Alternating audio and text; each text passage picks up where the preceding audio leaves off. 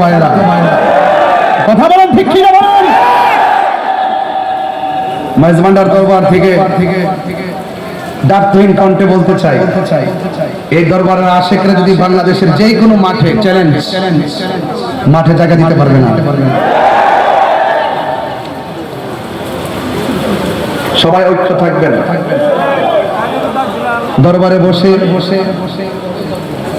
আওলাদে পাক মহোদয়দের জবান থেকে বারবার শুনেছি, তিনারা বলেছেন যে আহলে সুন্নাত ওয়াল জামাতকে এগিয়ে নিতে গেলে হিংসা বিদ্বেষ পরিত্যাগ করতে হবে।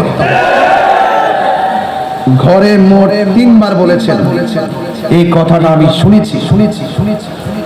এই বর্তমান সময়ে এই কয়েকটা জিনিস পরিত্যাগ করা খুবই জরুরি।